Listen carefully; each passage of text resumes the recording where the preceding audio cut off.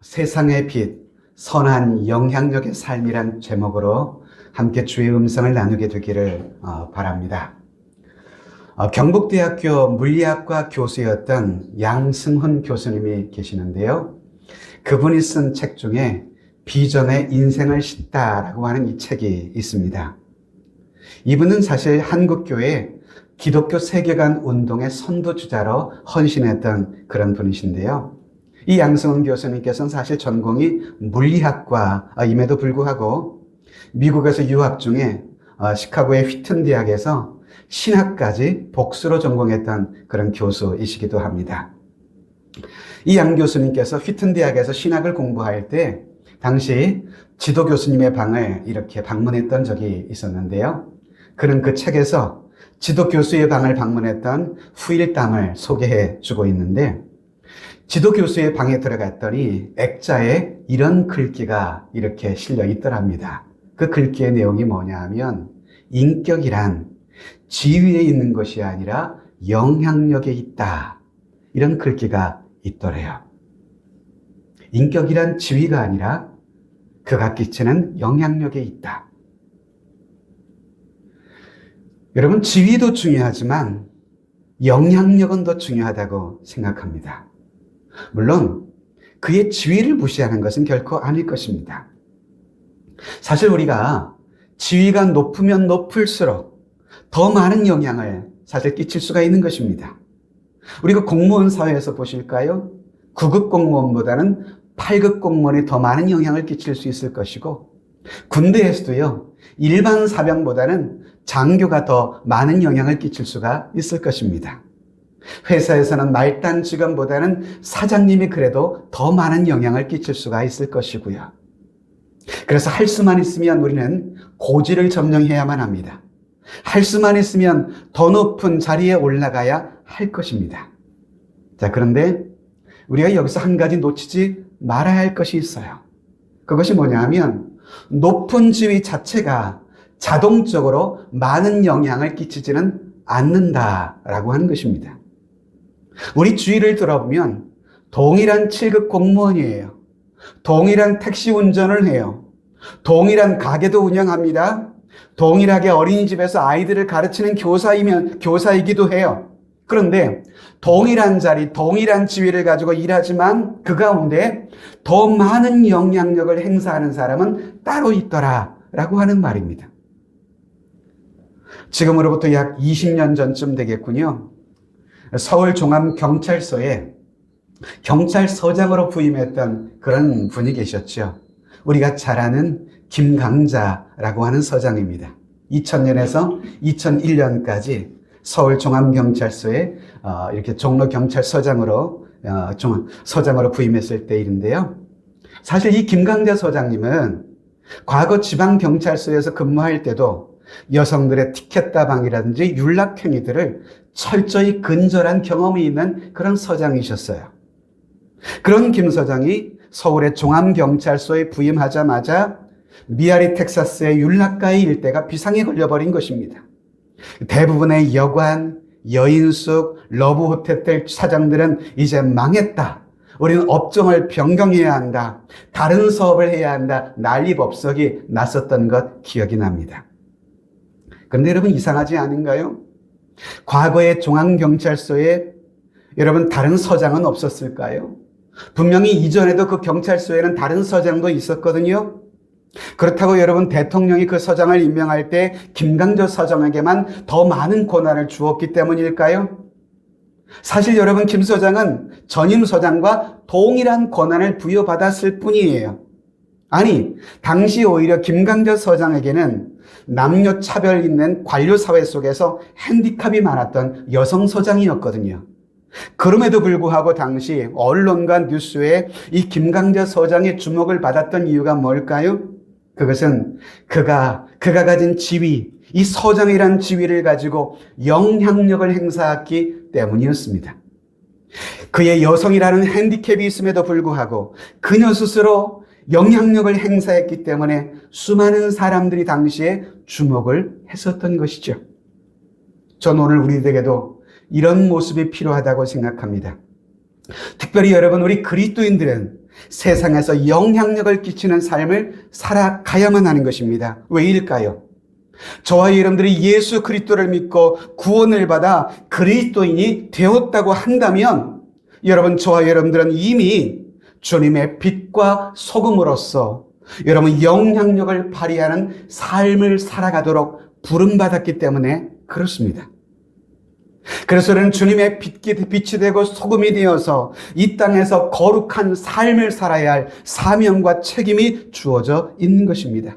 그래서 높은 자리면 높은 자리에서, 낮은 자리면 낮은 자리에서, 학생이면 학생의 자리에서, 직장인이면 직장인의 자리에서, 가정주부면 가정주부의 자리에서 우리는 우리의 삶의 현장에서 영향력을 끼치며 살아가야만 하는 것입니다. 그것이 세상의 빛이요 소금의 삶의 사명인 것입니다. 그런데 어느 분은 말합니다. 아니 목사님, 저는 사실 힘이 없어요. 저는 아직 직장에서 직책이 높지 않아요. 나 같은 말단이 뭘 하겠습니까? 그래서 자신의 지위가 낮고 나이가 어리고 자신의 주변 환경이 좋지 않다는 이유로 자신은 영향력을 발휘할 수 없다고 그렇게 말을 합니다. 그런데 여러분, 요셉을 보실까요? 요셉은 어디에서나 그는 영향력을 끼치며 살았던 믿음의 사람이었습니다. 그가 애굽의 총리 대신에 있을 때에만 영향을 끼치며 살았던 사람은 아니었습니다. 그는 보디발의 집에서 노예로 있을 때에도 영향력을 끼치며 살았고, 억울하게 옥에 갇혀 있을 때에도 그 속에서도 여전히 영향력을 끼치며 살았던 사람이었습니다. 그것은 오늘 본문에도 다니엘도 마찬가지 아닐까요? 바벨론의 제국 입장에서 다니엘은 식민지에서 붙들어왔던 포로 이민자에 불과했습니다. 정확히 말하면 10대의 어린 나이에 나라를 빼앗기고 사랑하는 가족들과 함께 생이별을 하고 포로의 신분으로 바벨론 제국에 끌려와 있는 상황과 처지였었습니다.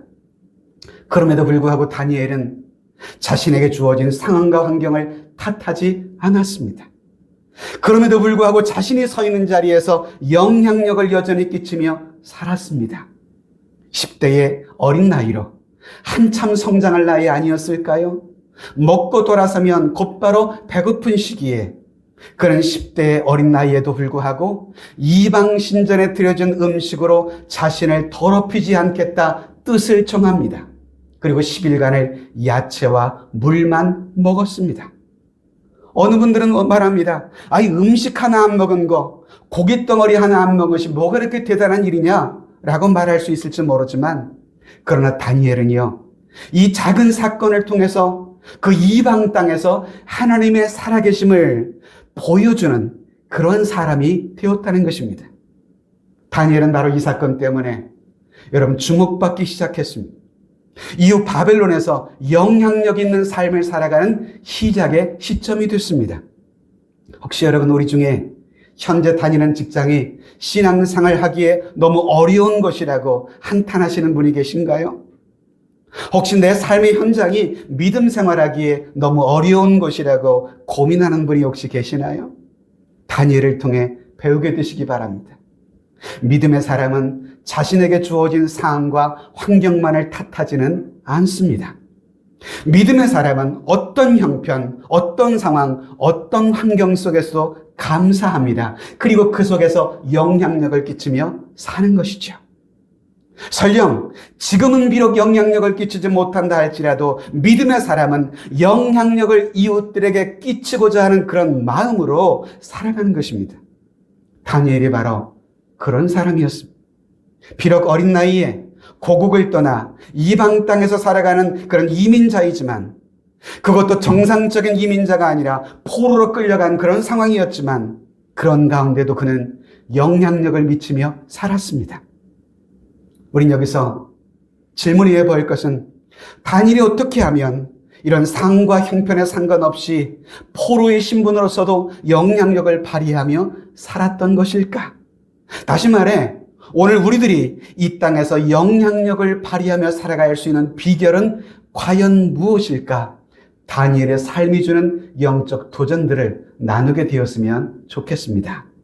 여러분, 다니엘의 삶을 통해서 보는 영향력을 끼치는 삶의 비결 첫 번째는요, 성령으로 충만하라는 것입니다. 무엇으로 충만하시라고요? 성령으로 충만하시라. 오늘 3절 말씀을 보면 다니엘은 항상 성령으로 충만하고 성령의 음성 앞에 민감했던 사람임을 볼 수가 있습니다. 3절을 같이 한번 읽어보실까요?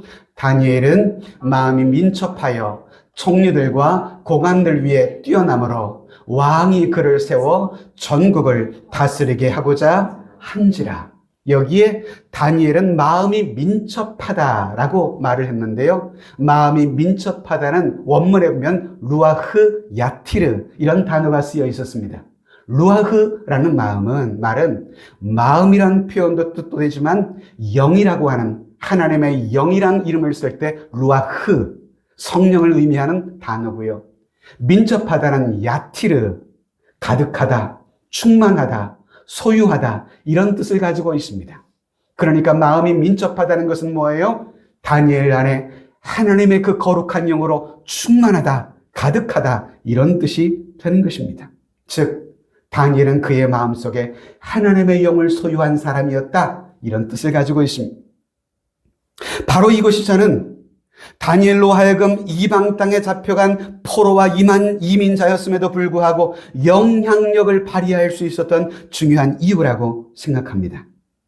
다니엘서 2장을 가보시면 그가 느부갓네살 왕의 꿈을 해몽하는 장면이 등장하는데요. 다니엘이 느부갓네살 왕 앞에 가서 꿈을 해석하기 전 자신들의 세 친구들에게 기도를 요청하면서 2장 23절에 이렇게 이야기하는 것입니다. 다니엘의 기도입니다. 나의 조상들의 하나님이여, 주께서 이제 내게 지혜와 능력을 주시고 우리가 주께 구한 것을 내게 알게 하셨사오니 내가 주께 감사하고 내가 주를 찬양하나이다. 곧 주께서 왕의 그 일을 내게 보이셨나이다 하니라. 여러분, 지금 바벨론의 수많은 박사들과 술객들과 점쟁이들은 느부갓네살 왕이 꾸었던 꿈을 해석하지 못하고 있는 그런 상황이었거든요. 느부갓네살 왕은 다니엘의 소식을 듣고 다니엘을 불러 자신의 꿈을 해석하라는 명령을 내린 것입니다.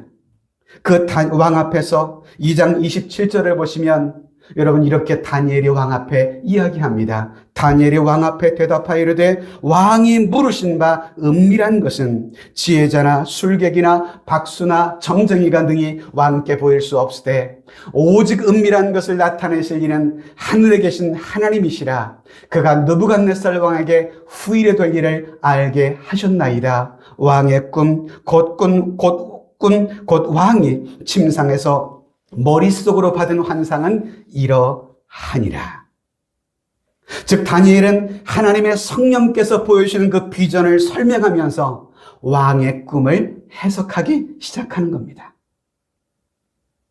이후 4장 9절을 가보시면 느부갓네살 왕이 또 두 번째 꿈을 꿔요. 그때도 느부갓네살 왕은 다시금 다니엘을 불러 말하는데요. 9절을 같이 한번 읽어보실까요? 시작. 박수장 벨드사사라, 내 안에는 거룩한 신들의 영이 있은즉 어떤 은밀한 것들이라도 내게는 어려운 것이 없는 줄을 내가 아노니 내 꿈에 본 환상의 해석을 내게 말하라. 여기 박수장 벨드사사라, 벨드사살은 바벨론식의 다니엘의 이름을 의미합니다. 여기서 보면 느부갓네살 왕이 여러분 뭐라고 말합니까? 느부갓네살 왕조차 다니엘에게는 무엇이 있다고 인정합니까? 네 안에는 거룩한 신들의 영이 있다. 이방 제국의 왕, 그 왕이 히브리인 출신이었던 이 다니엘이 하나님의 영으로 충만하기 때문에 자신의 꿈을 해석할 수 있다라고 지금 인정을 하고 있는 것입니다. 이후에 느부갓네살의 뒤를 이어서 그의 아들 벨사살이라는 왕이 왕위에 오르게 됩니다. 이 벨사살 왕은 오만방자한 왕이었어요. 그는 그의 부친 느부갓네살이 예루살렘 성전에서 탈취해왔던 성전의 기명들을 가지고 술을 마시며 잔치를 벌이곤 했는데요. 그런데 어느 날 그렇게 잔치를 벌이고 있는데 갑자기 벽에 이상한 손가락이 나타나 글씨를 쓰기 시작합니다.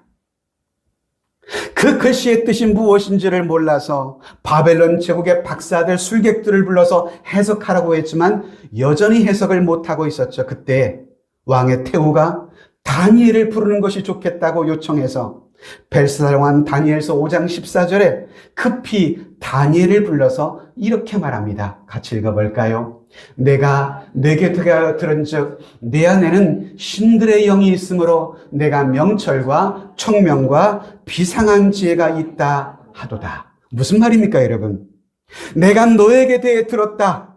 너에게는 신들의 영이 있다며 내가 인정한다 라고 이야기하는 것입니다. 벨사살 왕도 다니엘의 성령으로 충만하기에 그에게 명철과 총명과 비상한 지혜가 있다고 인정을 하고 있는 것입니다.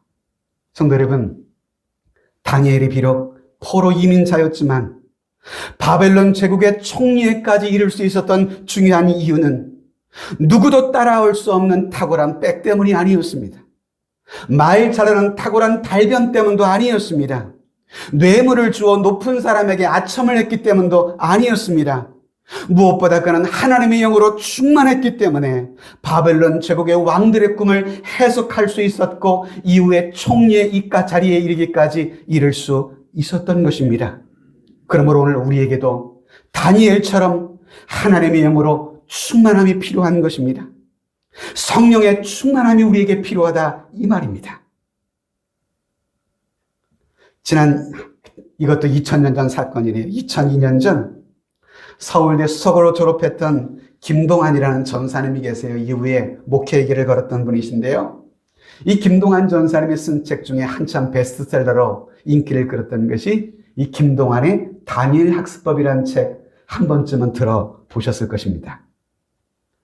이 다니엘 학습법에서 이 김동환 전사님은 크리스천 학생의 자기관리법 4가지를 소개해 주었어요. 그 4가지가 뭐냐? 목표 관리를 잘 하라. 시간 관리를 잘 하라. 건강 관리를 잘 하라. 그리고 영성 관리를 잘 하라. 그러면서 예수님을 믿는 학생은 한 가지 목표 관리, 시간 관리, 건강 관리 외에 더 중요하고 분명한 자기를 관리해야 되는데 그것이 뭐냐? 영성을 잘 관리해야 한다는 이야기를 해 주었어요. 믿는 학생이니까 해야 한다는 어떤 옵션 같은 것이 아니라 특권과 의무이며 그리스도인으로서 최우선순위에 두어야 할 일, 바로 그것이 뭐냐? 바로 영성관리라는 거예요. 다니엘처럼 뜻을 정하고 하나님을 위해 사는 거룩한 인생이 되기 위해 공부를 잘 하려면 하나님이 주시는 지혜와 지식의 은사를 받아야 한다고 이야기했습니다.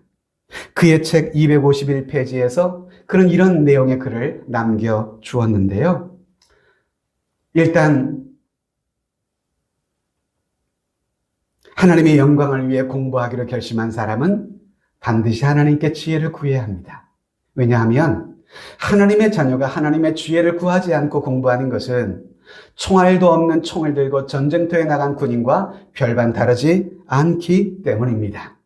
하나님이 주시는 지혜는 인간의 의지나 노력으로 획득할 수 있는 것이 아닙니다. 하나님이 주시는 지혜는 인간이 철학책을 1000번 읽는다고 해서 생기는 것도 아닙니다. 하나님의 지혜는 하나님이 주시는 선물입니다. 라고 했습니다. 믿음의 가족 여러분, 하나님의 영광을 위해 쓰임받기를 원한다면, 하나님의 영광을 위해 공부한다면 먼저 하나님 앞에 기도하실 수 있게 되기를 바랍니다. 우리가 참으로 하나님 앞에 간절히 구하면 하나님께서는 성령의 은사인 지혜와 지식의 은사를 주실 것입니다. 또한 우리 인생의 갈 바를 알지 못한 채 고민하고 있다면 성령 하나님 앞에 구하시기 바랍니다. 그 성령께서는 우리의 마음을 감찰하시고 우리의 갈 길을 밝히 보이시사 인도하시는 그러한 영이시기 때문에 그렇습니다. 기억합시다. 하나님이 쓰시는 사람, 이 시대에 영적인 영향력을 끼칠 수 있는 믿음의 삶은 바로 하나님의 영으로 충만한 사람, 성령으로 충만한 사람이라는 것 말입니다.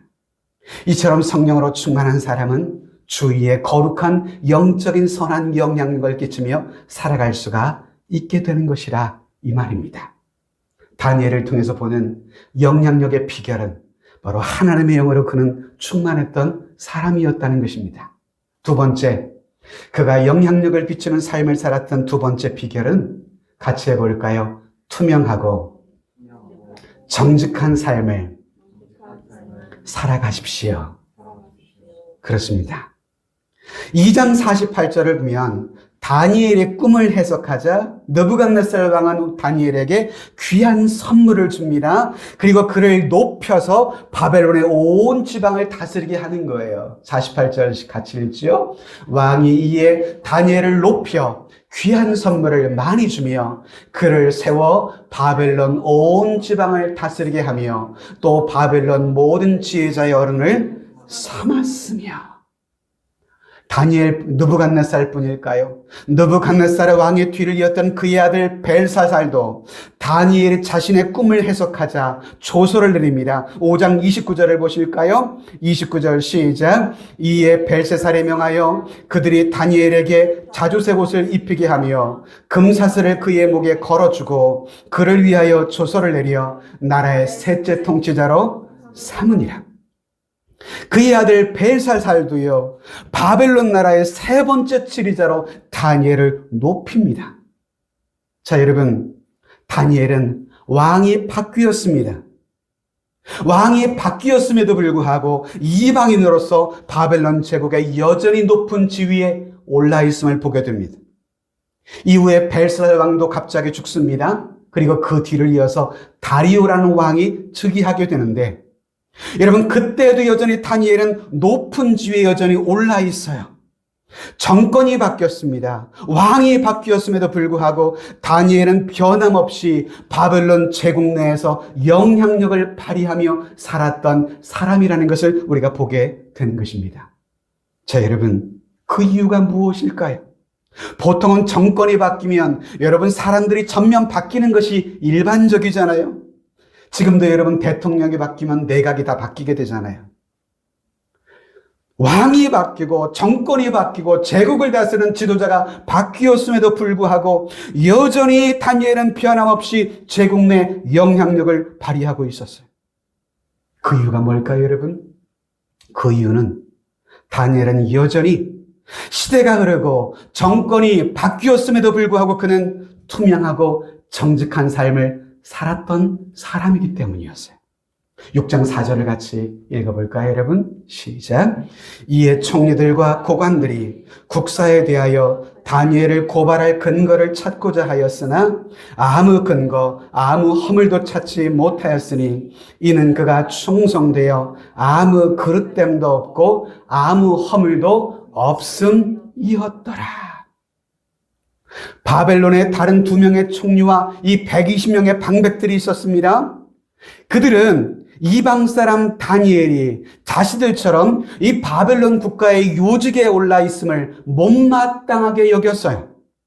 그래서 다니엘의 허물을 찾기 위해서 뒤에서 비밀리에 감찰을 했습니다. 소위 뒷조사를 했다 이 말입니다. 아무리 다니엘이 뒷조사를 여러분 해보아도 다니엘의 삶에 아무런 허물을 찾을 수가 없다라는 것이었습니다. 요즘식으로 말하면 정치가들이 정치 자금을 마련하기 위한 검은 돈을 다니엘은 한 푼도 받지 않았더라는 것입니다. 흔한 여성 스캔들도 없었고요. 권력과 지위를 이용한 불법을 저지른 적도 다니엘은 없었습니다. 그는 투명했던 사람이었습니다. 정직했던 사람이었어요. 여러분 어떻습니까? 만약 누군가 나의 뒷조사를 한다면 우리들은 다니엘처럼 아무 그릇함도 허물도 찾을 수 없을 만큼 투명함을, 정직함을 인정받을 수 있겠는지요?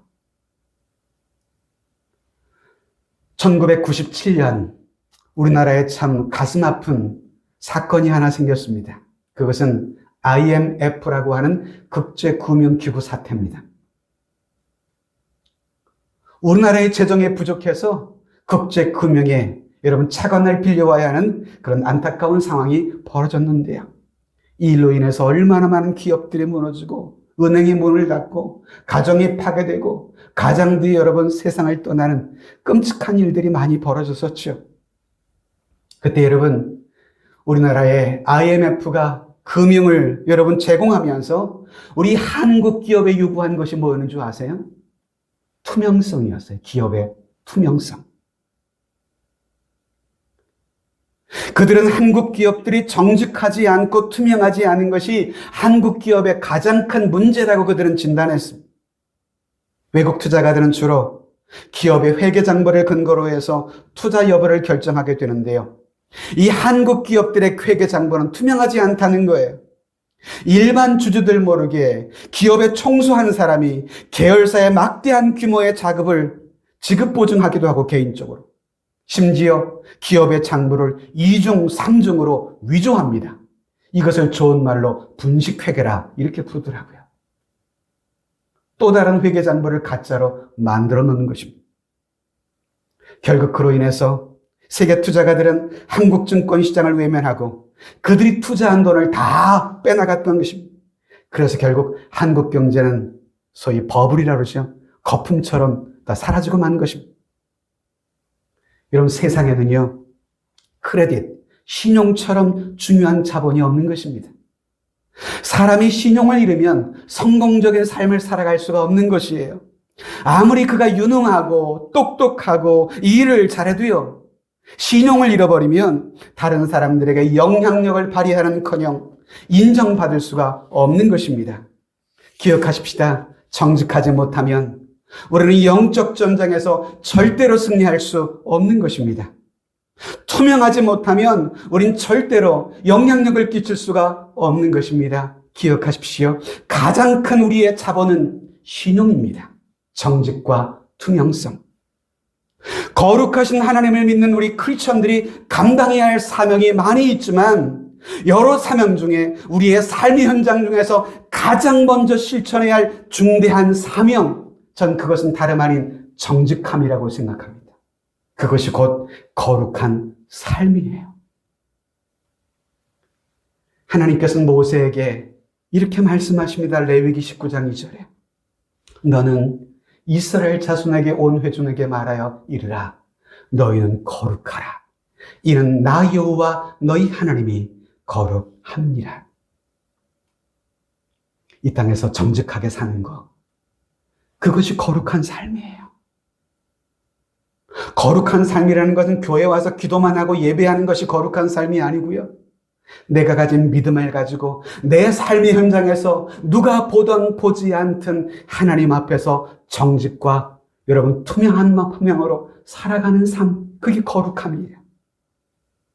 물론 여러분, 정직하지 못한 세상에서 정직하게 산다는 것 말처럼 쉬운 것은 아닐 것입니다. 때때로 그렇게 살면 바보 취급을 당하기도 하고 때로는 손해를 감수할 수도 있습니다.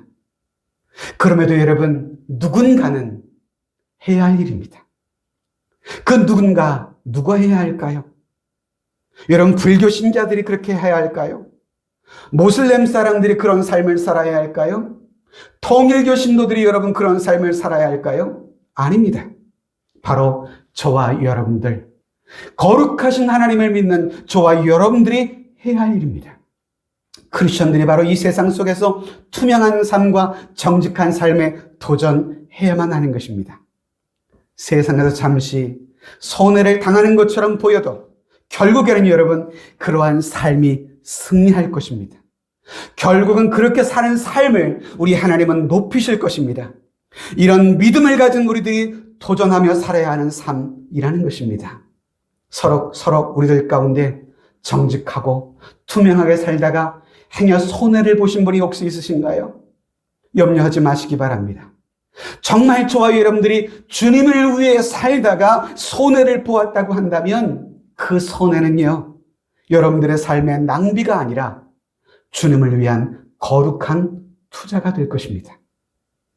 그러므로 여러분, 악인의 꾀를 쫓음으로 바람에 나는 겨와 같은 삶을 살지 마시고 다니엘처럼 이 땅에서 거룩한 삶으로 주변의 수많은 이웃들에게 영적인 영향력을 세상 가운데 끼치며 살아가게 되기를 주님의 이름으로 축복합니다. 그러한 믿음으로 살아가는 사람들의 삶의 결말에 대해서 시편 1편 3절에서는 우리에게 이렇게 축복하고 있지요. 같이 마지막으로 읽어보실까요? 시작. 그는 시냇가에 심은 나무가 철을 따라 열매를 맺으며 그 잎사귀가 마르지 아니함 같으니 그가 하는 모든 일이 다 형통하려다. 그렇습니다, 여러분. 이 땅에서 하나님의 영으로 충만하고 정직과 투명함으로 세상에서 영적인 영향을 끼치며 살아가는 그런 선한 영향력 있는 삶을 살아가는 그들의 삶을 우리 하나님은 그가 하는 모든 일을 다 형통하게 하시리라 약속하셨습니다. 바라기는 오늘 이 말씀을 듣는 저와 여러분들의 삶 속에 거룩에 도전하며 살아가시길 바랍니다. 하나님의 영으로 충만함을 입고 내게 주어진 삶의 현장에서 정직과 투명함을 가지고 이 땅에서 선한 영적 영향력을 다니엘처럼 끼치며 살아가는 이 시대의 다니엘로 소개될 수 있기를 주님의 이름으로 축복합니다.